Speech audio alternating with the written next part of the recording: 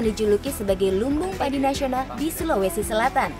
Soalnya memiliki lahan padi yang luasnya mencapai 53.000 hektar. Seluruh lahan padi di Pinrang terbesar merata, dari dataran rendah sampai dataran tinggi. Kebetulan sekarang sudah mulai musim panen padi, jadi aku ikut bantu panen dulu ya. Sedang ikut panen padi, dan karena lahannya seluas ini, tapi kita membutuhkan waktu yang cepat untuk memanen padinya, sehingga membutuhkan alat yang secanggih dan semodern ini. Dengan bantuan alat ini, panen lahan berhektar-hektar bisa selesai dalam hitungan jam. Hasilnya sudah dalam bentuk buliran gabah yang siap dimasukkan dalam karung dan diangkut. Jadi hari ini saya mau ngojek nih dengan bapak-bapak, tapi penumpang kali ini tuh berbeda. Kita lihat yuk, penumpangnya siapa? Ayo! Sekarang giliranku dan bapak-bapak di sini yang berperan. Kita masing-masing sudah bawa motor yang keren abis nih. Rombongan motor ini akan melewati sawah yang telah dipanen padinya. Untuk sawahnya dalam keadaan kering. Kalau semalam hujan luar biasa, susah melintasi medannya. Hal seperti ini sangat umum di Pinrang.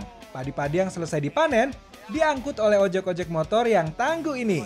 Nah, ini dia penumpang yang akan kita angkut. Jadi biasanya habis panen seperti ini, transportasi yang digunakan untuk angkut gabah, itu dia ini motor. Ayo Pak, kita angkut ke pabrik.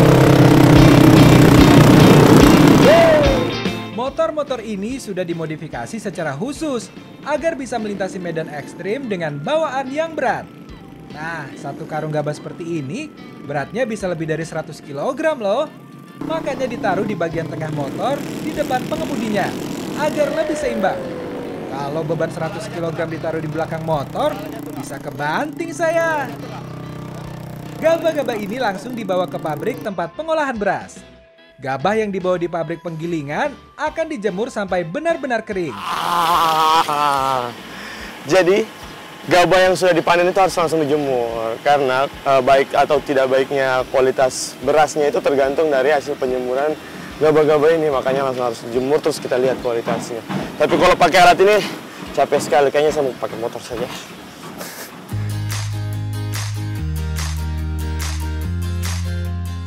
Tiap pagi gabah hasil panen langsung dijemur, diratakan seperti ini. Sebaliknya ketika sore, gabah ini dikumpulkan memanjang di tengah untuk mempermudah menutupnya.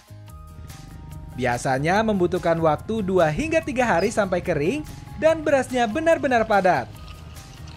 Kalau sudah kering, bisa langsung digiling di pabrik yang berada di dalam. Nah, hampir sama dengan saat panennya, saat menggiling gabah menjadi beras seperti ini, juga menggunakan bantuan alat yang cukup besar dan modern.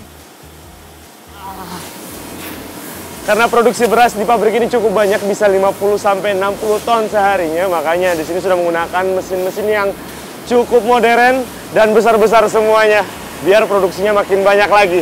Oke, gas lagi! Uniknya, selain kapasitasnya yang sangat besar, limbah sekam sisa penggilingan bisa langsung dimanfaatkan sebagai bahan bakar untuk mengoperasikan mesin. Jadi tidak ada yang terbuang ya. Oke, taruh di mana Pak? Itu. Ikut proses panen sampai pengolahan berasnya sudah. Sekarang kita mau mengolah makanan yang berbahan dasar beras. Jadi hari ini kita akan masak banyak olahan yang berbahan dasar beras. Dan hari ini kita masak barawasa, salah satu kue tradisional dari Pinrang juga ya Bu ya. Sebelum dimasak, beras harus ditumbuk dulu sampai halus. Soalnya yang akan kita gunakan adalah tepung berasnya. Agar lebih mudah halus saat ditumbuk seperti ini, lebih baik rendam dulu semalaman berasnya. Bahan lain untuk membuat kue barawasa atau kue baruasa ini adalah kelapa dan telur. Kelapa diparut dulu, soalnya kita butuh parutan kelapa yang cukup banyak.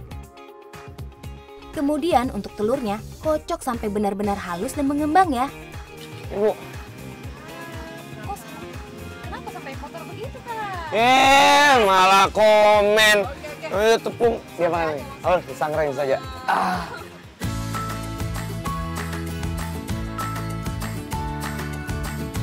Setelah halus, tepung beras perlu disangrai hingga kering dan kecoklatan.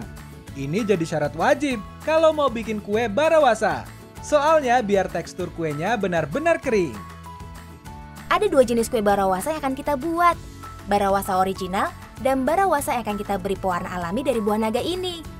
Cukup kupas dan ambil daging buahnya, kemudian peras airnya.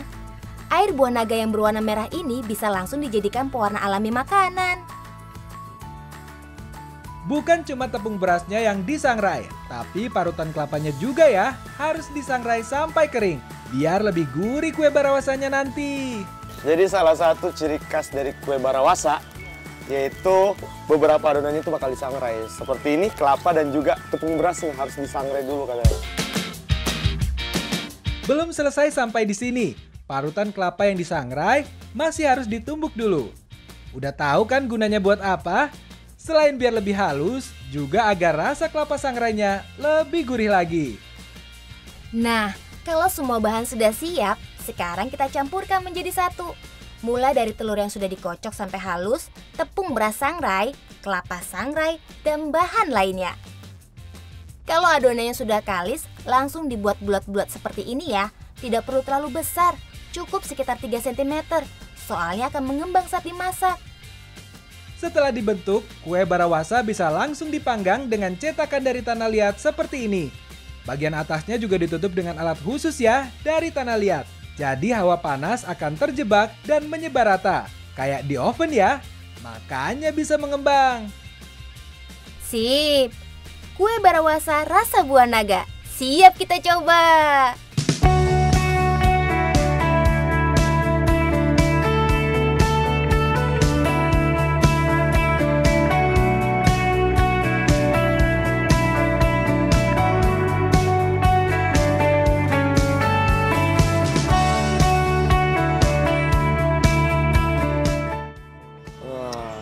Rasa dari kue barawasa ini mirip dengan kue sagu, tapi yang dari ciri khasnya ini dari kelapa yang disangrai tadi sehingga teksturnya itu lebih gurih lagi. Dan jangan lupa di balik enaknya kue barawasa ada bapak-bapak yang udah panen di belakang sana. Udah panen gabah, udah beras ya. Wah, kita duluan makan sebelumnya. Karena alam memberikan banyak manfaat,